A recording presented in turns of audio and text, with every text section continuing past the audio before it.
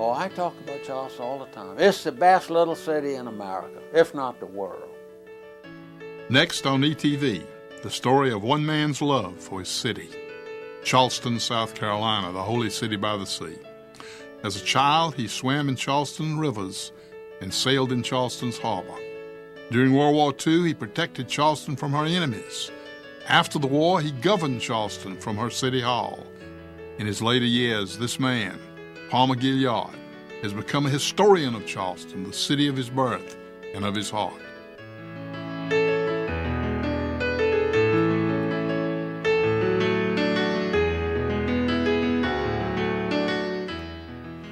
Hello, I'm Alex Sanders. In 1957, the city of Charleston was running an accumulated deficit of almost $500,000. The city couldn't pay its bills. People were leaving Charleston in droves, and the city was well on the way to economic disaster and isolation. In 1959, a local businessman and lifelong Charleston resident, J. Palmer Gilyard Jr., decided to run for mayor. It was the beginning of a lifelong crusade that would change the face of Charleston forever. Gilyard had already served 8 years as an alderman when he launched his campaign for mayor against a 3-term incumbent. The decision was hard-fought, but he won in the end by a narrow margin of 445 votes. At the age of 39, Gilyard took the office of mayor, the same office his great-grandfather had held at the end of the Civil War. The newly elected Gilyard would serve 4 terms and guide Charleston through exciting and turbulent times. Gilyard was a Charlestonian through and through, descended from a long line of hard-working French Huguenot settlers who first came to South Carolina in 1687. Both sides of his family stretched back to the heyday of cotton and rice plantations in the lower part of South Carolina. The last plantation the Gilyard family farmed, Belmont Plantation, was located in what became Orangeburg County. The Lucas family on his mother's side were rice planters at Hopsawee Plantation on the North Santee River. By the time young Gilyard came along, hurricanes had destroyed the rice fields, and his parents had abandoned the old plantations and moved to Charleston. Palmer Gilyard Jr. was born in 1920, not the product of a plantation, but of the city and the coming Depression. And money, none of us had any money. Yeah, now, you laugh at this, but as a child, when I had a nickel, man, I felt secure. I couldn't wait to spend the nickel, you know. You had to find something to spend it on, usually trivial candy or something. But to get the nickel was the fun part. Of course, this was during Prohibition. People would buy whiskey in bottles or other things and throw the bottles away. We'd ride around and find the bottles and put them in a bag and bring them home, and the bottle man would come by. He was a fella who obviously had contacts with bootleggers, and we'd sell him the bottles. And for a half-pint bottle, I think we'd get a penny for 2 of them.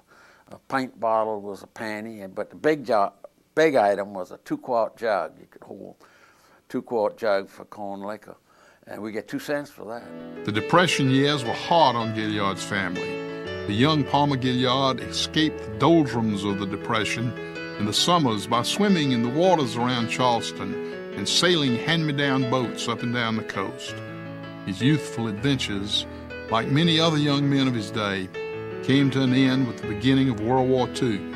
It was an event like the Depression that would further shape the man he would become. From the NBC newsroom in New York, President Roosevelt said in a statement today that the Japanese have attacked the Pearl Harbor, Hawaii, from the air. I'll repeat that. The war changed the world, and in particular Charleston, and in very particular me. It changed everyone in my generation. We went from boys to men almost overnight when we were in war. Gilyard joined the Navy 2 days after the attack on Pearl Harbor. He began his military career as an enlisted man, but he went on to become a commissioned officer and a naval aviator. I did not see combat, and of course there were times when I regretted it, but I was sent to Naval Air Transports and was delivering these airplanes all over the nation, and we did fly an awful lot. We flew all over this nation, different city every night, and different airport almost every time you went somewhere, and it was very interesting. And we got to fly all the airplanes too. That was another thing.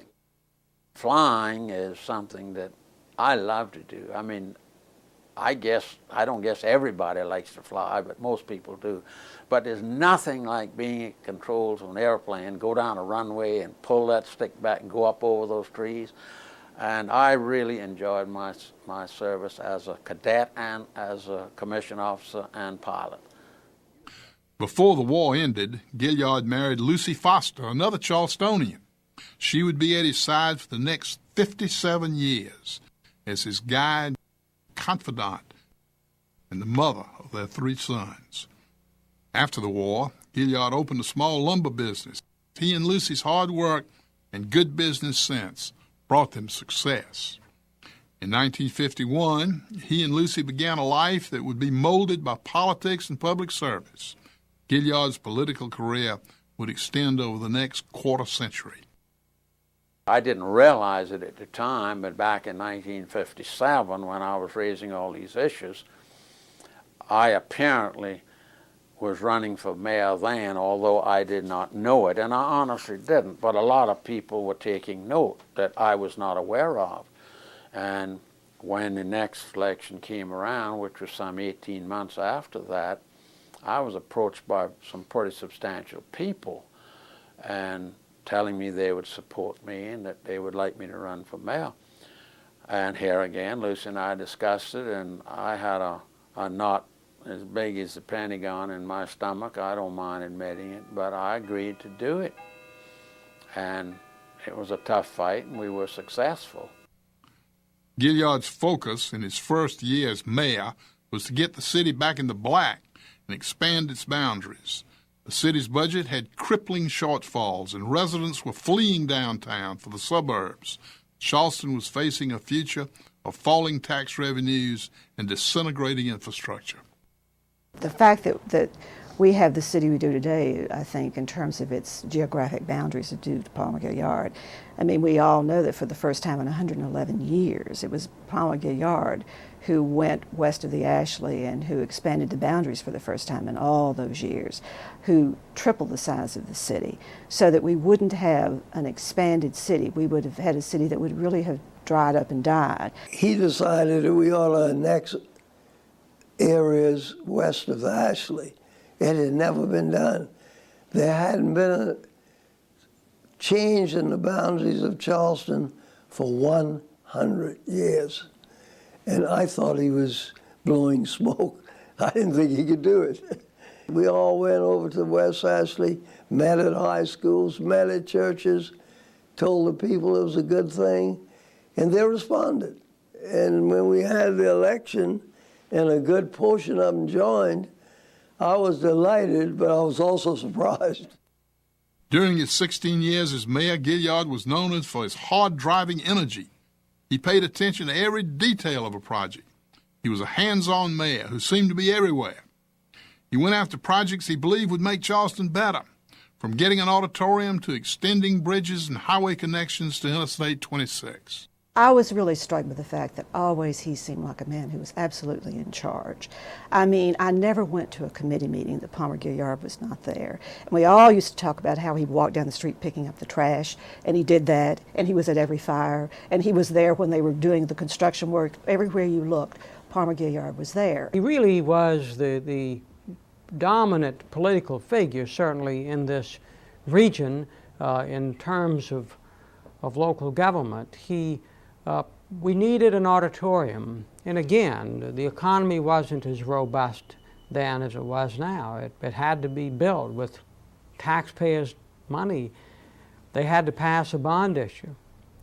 The voters had to vote for it. Just as with annexation, the force of his personality and his energy, and in the fact that it was a correct course of action, he beat the Bushes and got the community leadership together to vote for the bond issue to build the auditorium. Had we not built the auditorium, we wouldn't have Spoleto Festival USA, without any question. Palmer probably set the standard in terms of running the city because he was very hands-on. He'd been the businessman, he was in charge of his business, and this was a business that he also was going to be very much in charge of. And so he was in charge of everything. And I doubt seriously if anyone can really say that in the past 12 years they have not known who is in charge. And I don't mean that,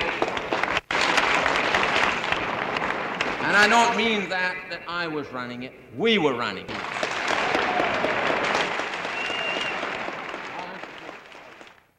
I didn't purport or pretend to know it all.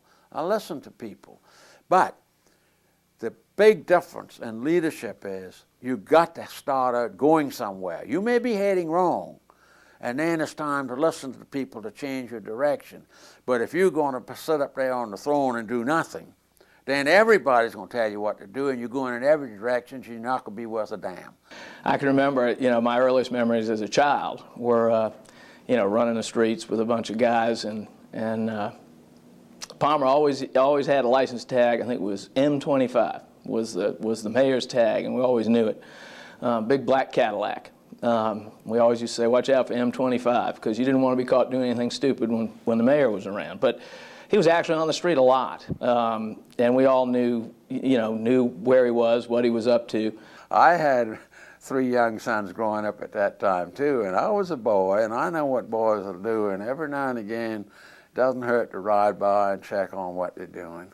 In 1969, Mayor Gilliard faced the toughest challenge of his career as a strike of hospital workers at the Medical University of South Carolina became a civil rights testing ground.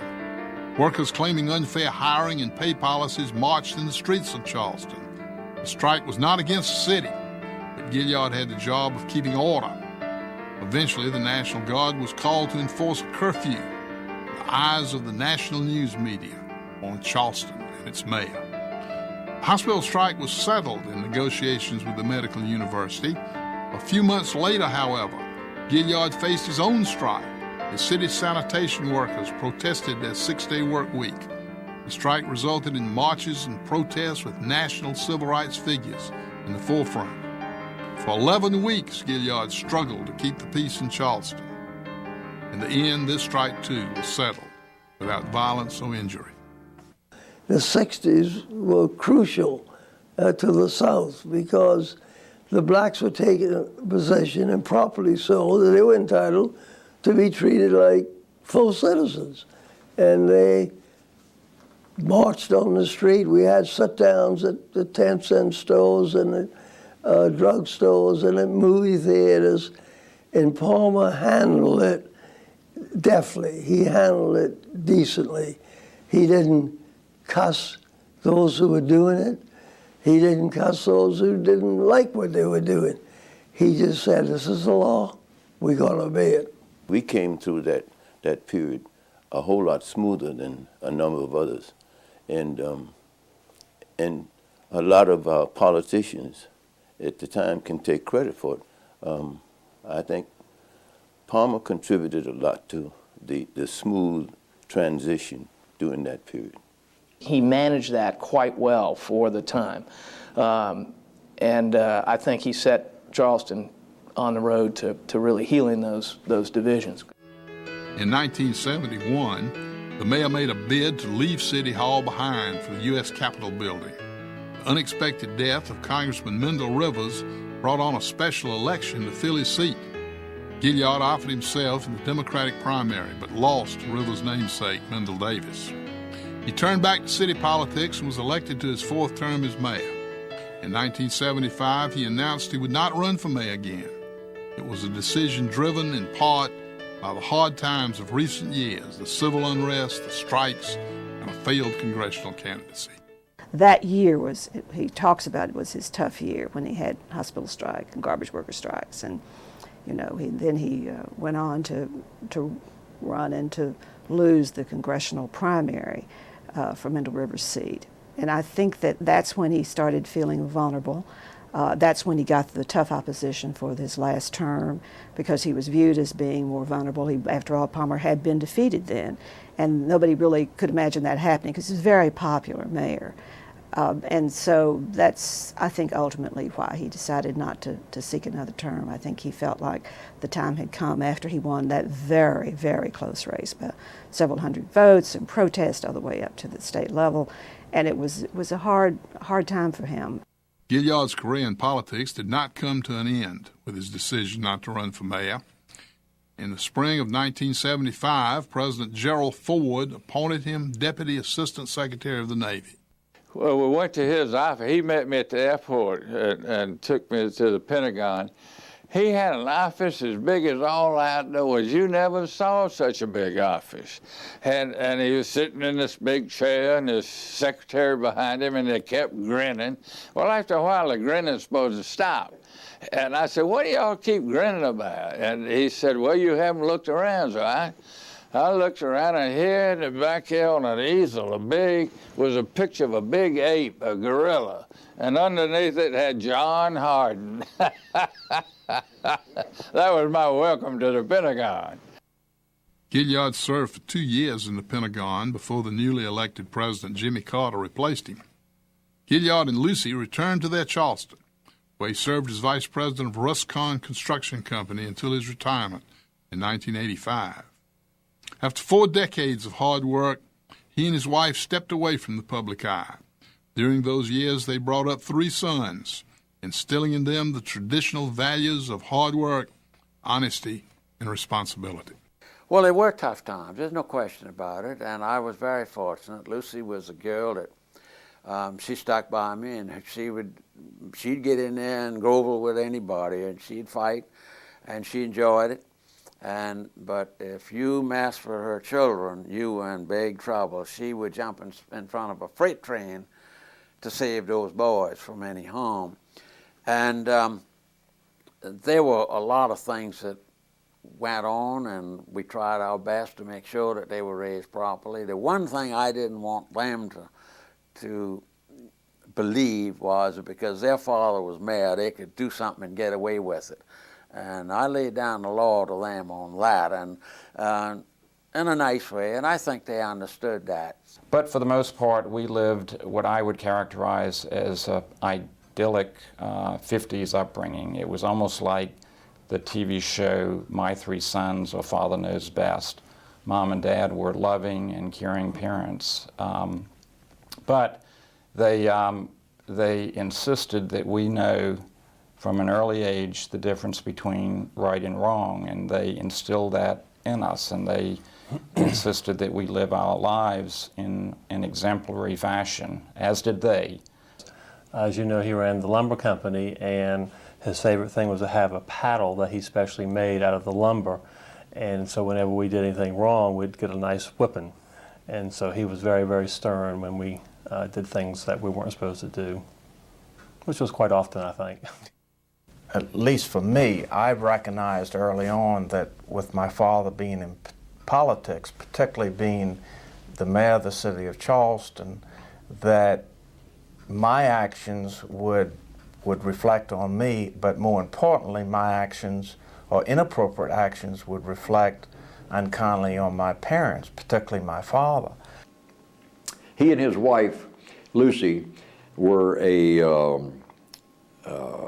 just a dominant pair. Lucy was his inspiration. Lucy was the kind of woman that, I don't know, I think Lucy kind of kept Palmer on the straight and narrow. And when he veered off, she had a way of jerking him back into line, you know. And I think perhaps Lucy was one of the few people who could ever tell Palmer Gilliard what to do. He was the kind of fellow who told other people what to do, and how to do it, for that matter. Lucy, when she could sense something going on and talk to me, but it was not usually in the political arena. It was in the family things. And of course, she saw more of the boys than I did, but she set the standards in this house, and I backed her up. I set the standards in public life, and she backed me up. But he's right. She's one of the few people I knew that could tell me what to do, and I listened. And most people that are married better listen. In 2001, he lost his beloved Lucy, an unexpected illness. Shortly after that, he reflected on his life and their life together, their family in Charleston, by writing a book. In it, he gives the reader a detailed history from a perspective of more than 80 years and a view of a Charleston that few others have seen before. So one day I just asked him, just sort of happenstance, I said, you know, Palmer, what was King Street like back in your day in the 20s and 30s and, you know, the early 40s, before the war, I guess. And, you know, he went on about, God, it was wholly different, and Mrs. So-and-so lived in your house, and such-and-so lived over here, and, you know, there was a laundromat down the street or a pharmacy here, and it's hard for people to believe these days, but below Broad Street in Charleston, we had 3 gas stations. I mean, you know, when I was coming up, all those things are gone now, but there were corner groceries, and there were pharmacies and things of that nature. So, you know, we chatted about it, and I thanked him, and we went our ways. About 3 or 4 days later, I mean, it wasn't more than a week, the doorbell rings one evening. I open it, and here's Palmer standing here. And he has a typed, I want to say it was 15, 20 pages, typed of description of every house from Trad Street all the way down to South Battery on who lived there or what type of structure it was. Whether it was commercial, you know, so-and-so had a mean dog, you know, we used to go over there, they'd give us, you know, a penny for bottles or whatever. I mean, it was remarkable. But, I mean, his memory is just incredible. And it was, you know, I like to think, although we've not talked about it, that might have been the seeds of the thought about writing the book. And then as you get older, you begin to think, particularly when you lose your parents. You get up one morning and you think, gee, if I just had my mother here, she could tell me about that. But you haven't. So my admonition to you and to everybody listening, if you're thinking about your family or thinking about doing anything that you want recorded, do it. Because once that link is broken, you can't get it back. And so, no, I was a happy-go-lucky kid, enjoying life like everybody else, had a good time. But then when I got older, I realized you had to know where you came from to know where you were going. Gilliard's reverence for the history of Charleston goes back to his childhood and the days he spent at his grandparents' Hopsawee Plantation on the North Santee River near Georgetown, plantation where Thomas Lynch, Jr., a signer of the Declaration of Independence, was born. It was also the place where his parents were married in 1910. Well, I can tell you what has been told me. The initials are M.R.L., Mary Rachel Lucas. That's my grandmother. And the date is 1906. And the story that we've always been told, that there was a bitter cold winter morning, and she sat here and took her diamond ring and carved it in it. And that is her initial. She was Mary Rachel Dorr, married Lucas, so MRL are her initials, and 1906. So that's the history of that I've been told, and there's the proof. And I might add this, I built a model of this home. It's in the Charleston Museum right now. And having been told about that all my life, and as a small boy seeing it, I etched the same initial in the window in the model. Gilliard's fascination with history stretches forward from the bygone days at Hopsawee to his own personal history. On his 85th birthday, he stepped back into the past as he flew a restored World War II plane above the city of Charleston. In Palmer Gilliard, you have a man who's always been doing something, whether it was building a successful business, running a growing city, or making a dollhouse for a grandchild. He's a complex man, but he describes himself in simple terms. I hope that I did indeed make good use of my time and that I was a benefit to my fellow man and helped others where and when I could. Palmer Gilliard always understood that Charleston was, in its importance to the state, was much bigger than its geographic boundary. History, its its architecture, its national and international awareness. And so Palmer always understood that, and so he acted, he led as if he knew he was on a bigger stage. The whole state is proud of Charleston, and the whole state, for that reason, ought to be proud of Palmer Gilyard and Joe Riley. That is, to me, indicative of the fact that he is almost a legend. Can I put it that way?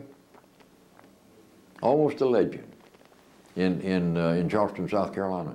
Just about any circle where there's a politician or a governmental official, anywhere in South Carolina, you mention Palmer Gilyard, oh yeah, they know. Palmer Gilyard has always loved his Charleston, and the people of Charleston have loved him back. In many ways, he's a lot like the city, grounded in the past, shaped by hardship in youth and success in maturity. Charleston's my home, it's my life, and I just couldn't think of living anywhere else.